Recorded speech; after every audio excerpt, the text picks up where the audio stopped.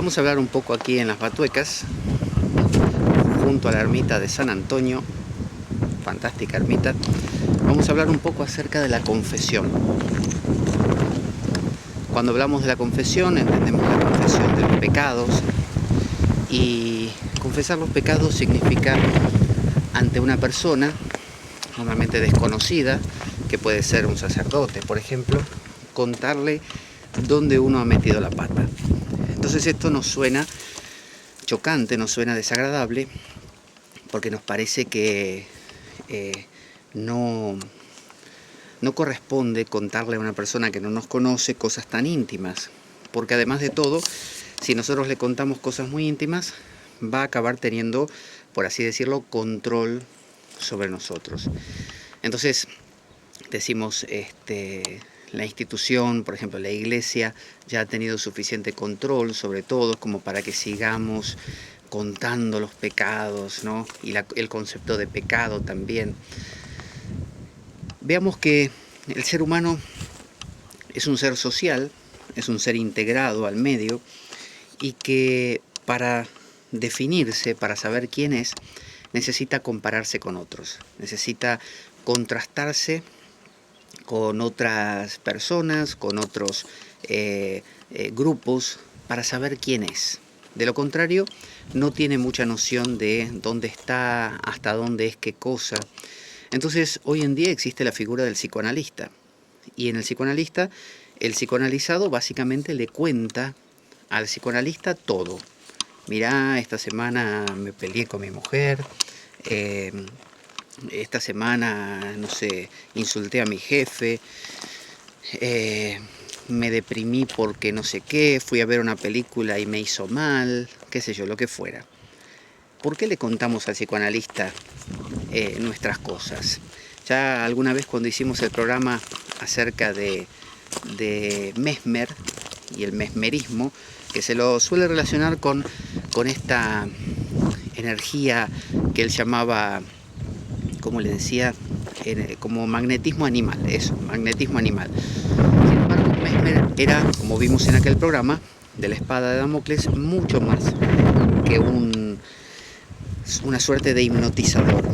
Mesmer, de lo que hablaba, era o lo que descubrió, era que cuando la gente encontraba cariño, contención, receptividad, se relajaba y mejoraba de enfermedades, mejoraba de angustias emocionales. Y cuando Freud y Brauer creo que era, o Breuer, su compañero, tomaron esta idea, les llamaron la curación por el habla. Ellos decían que cuando venía una mujer histérica, que en ese momento la histeria era muy normal, todo se achacaba a la histeria, básicamente eran mujeres que estaban por la sociedad, no sé, relegadas y puestas en un segundo plano, entonces estaban incómodas, nerviosas. Bueno, a eso se les llamaba histeria. Entonces ellos decían que cuando venía una mujer histérica y hacía la cura por el habla, es decir, contaba lo que le pasaba, se mejoraba. Y esa fue la base del psicoanálisis. Todo el psicoanálisis actual consiste en ir al psicoanalista y contarle lo que a uno le pasa. Y en el contar lo que a uno le pasa, pasan varias cosas. Por un lado, uno se escucha y uno se da cuenta de muchas cosas que no se daba cuenta en la vida cotidiana, sencillamente porque la vida cotidiana va muy rápido. En cambio, cuando uno se detiene a escuchar, descubre cosas. Entonces, al hablar, uno habla más lento de lo que piensa, a su vez uno habla y se escucha a la vez, y eso ayuda a que uno tome conciencia. Pero también, por otro lado, tiene que ver esta cura del habla con que si uno cuenta lo que a uno le pasa a otra persona, esa persona puede darle a uno el visto bueno. Muchas personas, no sé, cometieron actos que en su sociedad son castigables, punibles, y hasta que el día en que no lo cuentan, hasta el día en que lo cuentan, se sienten mal. Entonces un día confiesan, pero no ante un sacerdote, ante el quien sea. Puede ser un amigo, un grupo, la esposa, no sé, a los hijos, a los compañeros de trabajo, lo que fuera. Yo aquella vez, no sé, me robé tal cosa. Yo aquella vez salí con fulana, ¿no? Es decir, ese contar ese hecho que supuestamente está prohibido o que no está permitido, liberó a estas personas. Entonces, la confesión, a nivel, ya hablando ahora del cristianismo, tiene también esa función. Si yo actué de una manera que mi sociedad y por lo tanto mi propia escala de valores no ve bien, y luego voy ante el sacerdote y se lo cuento, y él me da el perdón en nombre de Dios, bueno, se entiende que fui aceptado otra vez. Lo peor que le podía pasar a uno en el mundo antiguo era que lo exiliasen. Era mejor que te maten a que te exilien, porque fuera de tu pueblo no había nada, nadie te quería, no eras nadie. Hoy en día a uno, si lo echan de un país, va a otro, pero la pertenencia, sea en el país que sea, la pertenencia sigue siendo importante. Entonces, si yo voy y no me aceptan, no me quieren, no me valoran, porque justamente no me comporto como se debe, entre comillas, me voy a sentir mal. Entonces, es necesario que saberme aceptado, saberme querido, saberme valorado. Entonces, cuando cuento algo que me está pasando, algo que estoy sintiendo, algo que hice, y siento que al contarlo ese otro, a veces en nombre de un grupo, por ejemplo el sacerdote en nombre de Dios y por lo tanto en nombre de la vida entera, pues si te lo perdona Dios es como decir, te lo perdonaron todos, me dice, está bien, muy bien, no te preocupes. Tuviste un desliz con tu secretaria, bien, no te preocupes, estás perdonado.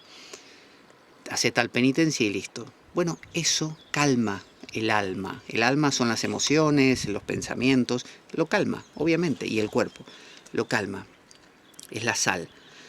Entonces, el sacramento de la confesión, fuera de ser, de poder ser utilizado como una herramienta de control y manipulación social y política, que puede serlo perfectamente y es muy efectivo en eso, también es una herramienta de descompresión. Es lo que me permite a mí, mediante ese simple acto de confesar, de contarle a un otro lo que hice, lo que no hice, lo que no estaba bien y lo hice igual, no sé qué, o la reincidencia en algo y recibir ese perdón, a partir de ese momento yo me siento liberado. Entonces la confesión tiene como función la descompresión de una sociedad. Que haya estos sacerdotes que confiesan a la gente, que reciben la confesión, y por eso esa confesión no debe ser contada nunca, porque si obviamente el que me va a perdonar lo anda contando, los demás puede que me juzguen y acabo peor. Entonces, esa es la idea de la confesión. Resulta ser algo muy sano. Hay gente que le paga al psicoanalista durante 30 años, o 40 o 50, solo para ir y contarle cosas. Y si no es psicoanalista y es psicólogo, no sé, gestáltico también, uno va y le cuenta lo que le pasa. Uno se lo cuenta al amigo. Y hay veces que hasta que uno no le contó a su amigo que tuvo un desliz con su secretaria, no a su esposa, a su amigo, uno no se siente liberado. Hasta que su amigo le dice, bueno, ¿qué va a ser? Te entiendo, bueno, esas cosas pasan. O por el contrario, fantástico, sos un genio. O qué desastre, sí, la verdad que un desliz malo. Pero bueno, la vida continúa, no te preocupes. Ese es el perdón del otro. Es el perdón de la sociedad, es el perdón del grupo. Entonces, se lo contamos a amigos, se lo contamos a veces se lo contamos a Dios. Hablamos en voz alta y le decimos, Dios, mira, la verdad que estuve mal, hice esto, perdóname. Pero claro, que te perdone una persona con cara, ¿no?, y orejas para escuchar, es mucho más convincente a que te perdone Dios, que no, normalmente Dios no te dice, sí, no te preocupes, te he perdonado, no te lo dice. Entonces, convence más que te lo diga un sacerdote, un psicólogo o quien fuera. Por eso la confesión es una especie de contar al otro lo que uno es y de ser aceptado por lo que uno sea lo que sea que es. Así que bueno, podemos ver esa confesión con otros ojos. Sé que se usa mucho como herramienta y se ha usado de manipulación social y política, pero también puede verse de esta otra manera, como una especie de descompresión. Y, y ahí se evidencia, tanto como la resistencia de ir al psicólogo, también la resistencia de ir al sacerdote y contarle cosas personales, porque uno dice, ¿y este qué va a hacer con lo que le cuento? A ver si lo utiliza para otra cosa o después me mira mal porque fui y le dije que hacía o hice tal o cual cosa. Pero por eso la idea es la neutralidad y el secreto, tanto del psicólogo como del sacerdote. Por eso ambos hacen eso, o del amigo. Uno no le cuenta su intimidad a cualquier amigo, las metidas de pata, que sabe que después se lo va a contar todo el mundo. Se lo cuenta a ese amigo que sabe que ahí muere, que es una tumba, porque uno podría no contarlo. ¿Por qué lo cuenta? ¿Por qué no se lo queda directamente? Porque no puede vivir con ello. Porque uno necesita el perdón y la aprobación. Y como el grupo, desgraciadamente, está afuera, en el sentido de que también está dentro como la conciencia, como la memoria o como la idea de Dios, pero convence más de carne y hueso. Entonces, la confesión, como uno de los sacramentos, por ejemplo, en este caso del cristianismo, cumple esta función liberadora para una sociedad. Para pensarlo. Desde aquí, desde las Batuecas. Miren, qué precioso.